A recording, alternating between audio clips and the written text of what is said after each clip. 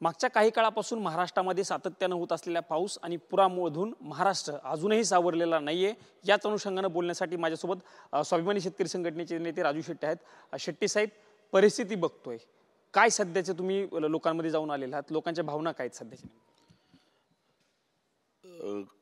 निसर्गाचा एवढा मोठा तडाखा बसलेला आहे,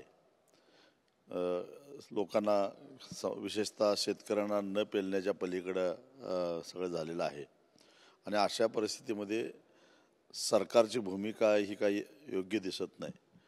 मंत्री संत्री येतात, पाहणी करतात, निघून जातात। म्हणजे पूरग्रस्त भाग हा पर्यटनाचं क्षेत्र झालं की काय असं वाटायला लागलेलं आहे। प्रत्यक्षामध्ये लोकांच्या दुखण्यावर फुंकर मारायची आज गरज आहे आणि ते होताना दिसत नाही। मला मुख्यमंत्री देवेंद्र फडणवीसांना आठवण करून द्यायचं आहे, 2019 साली ते मुख्यमंत्री असताना एक शासन निर्णय झालेला होता आणि महापुराच्या बाबतीत, आणि तोच शासन निर्णय आता त्यांनी पुन्हा रिपीट करावा। त्या शासन निर्णयानुसार महापुरामध्ये जी पिकं पूर्णपणे बेचिराख झालेले आहेत त्याच्यावर काढलेलं कर्ज हे थकीत असो की चालू असो पूर्णपणे माफ, आणि ज्यांनी कर्ज काढलेलं नाही त्यांना त्या पट्टीमध्ये शासनाकडून रोख नुकसान भरपाई अशा अर्थाचा तो शासन निर्णय होता। आणि तो शासन निर्णय आता याबाबतीत लागू केला तरच खऱ्या अर्थानं शेतकऱ्यांना काही अंशी दिलासा मिळेल। आता 2019 साली स्वतः देवेंद्र फडणवीसच मुख्यमंत्री होते, त्यांनीच तो शासन निर्णय केलेला होता आणि त्या शासन निर्णयाची आता पुन्हा एकदा नव्यानं निर्णय करण्याची आवश्यकता आहे आणि तो त्यांनी करावा एवढीच आमची अपेक्षा आहे। साधारणतः पंचनाम्याचा मुद्दा येतोय, नुकसान खूप मोठ्या प्रमाणात, घर असेल शेती असेल त्याचं मोठ्या प्रमाणात नुकसान आहे। 5,000 रुपये घरासाठी देऊ असं सरकारने जाहीर केलेलं आहे। शेतीचे पंचनामे होत नाहीत, साधारणतः मागचे 10 ते 12 दिवस झाले या गोष्टीला। पंचनामे तातडीने होणं आणि शेतकऱ्यांना मदत करणं हे थेट गरजेचं आहे।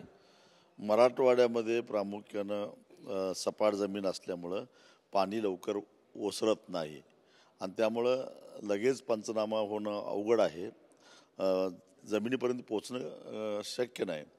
पण अद्ययावत तंत्रज्ञान तुम्ही नेहमीच वापरता, GPS वापरता, सॅटेलाईट सर्वे करता, करा ना सॅटेलाईट सर्वे, आणि त्या पद्धतीनं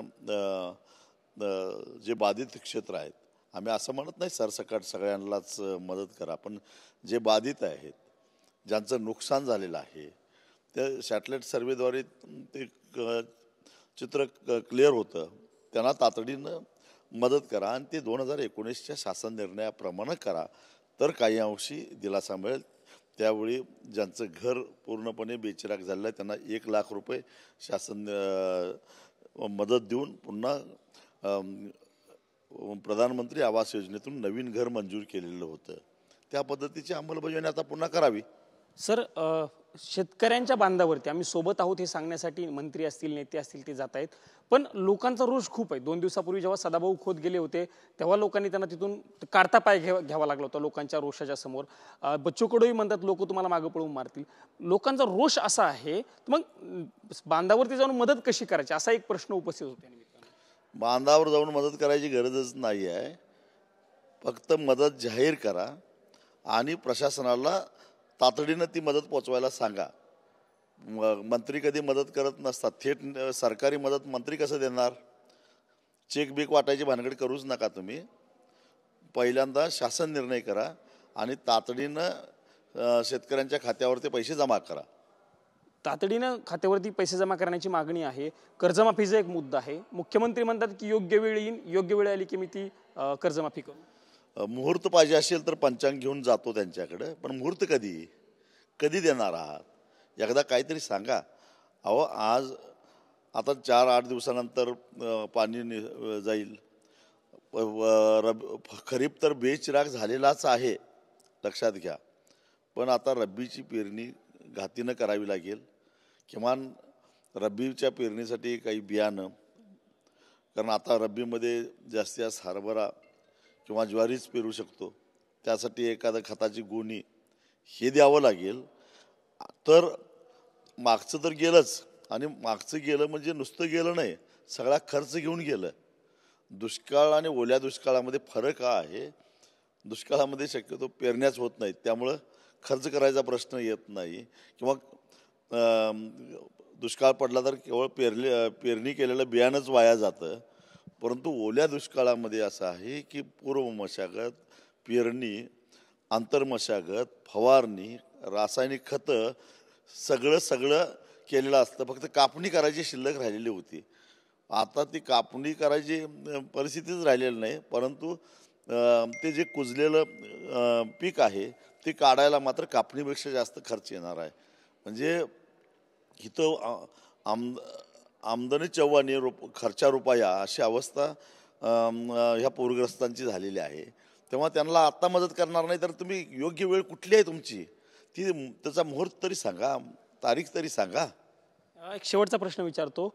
जयंत पाटलांनी मागणी केलेली आहे की विशेष अधिवेशन बोलवलं जावं या सगळ्याच्या अनुषंगाने. त्यांनी राज्यपालांना पत्र पण लिहिलं आहे. तसं अशा प्रकारे नैसर्गिक आपत्ती आल्या की विशेष अधिवेशनाची मागणी केली जाते, सातत्यानं केली जाते. जयंत पाटील साहेब ज्यावेळी सत्तेत होते त्यावेळी आम्ही करत होतो. जयंत पाटील आता विरोधात आहेत, ती करतायत, पण मागणी कधीच मान्य केलेली नाही. तरीसुद्धा मी जयंत पाटील यांनी केलेल्या मागणीचं समर्थन करतो. किंवा संकटच एवढं मोठं आलं आहे, 10 मेपासून सातत्यानं पाऊस पडतो आहे. महाराष्ट्रामध्ये एकही विभाग असा राहिलेला नाही की जिथं अतिवृष्टी झालेली नाही आहे. त्यामुळं काही विशेष धोरण ठरवण्यासाठी, काही पथदर्शी प्रकल्प राबवण्यासाठी म्हणून महाराष्ट्र शासनाच्या महाराष्ट्र विधिमंडळाच्या विशेष अधिवेशनाची आवश्यकता आहे. किमान तेवढा तरी नवीन पायंडा देवेंद्र फडणवीसांनी पाडावा अशी अपेक्षा आहे.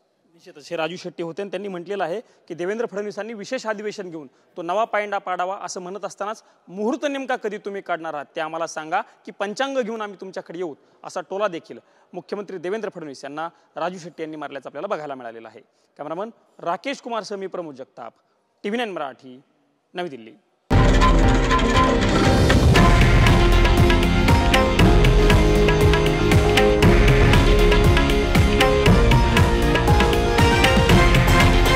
हे आहे देशातील नंबर 1 न्यूज नेटवर्क आणि आपण पाहत आहात TV9 मराठी, एकमेव.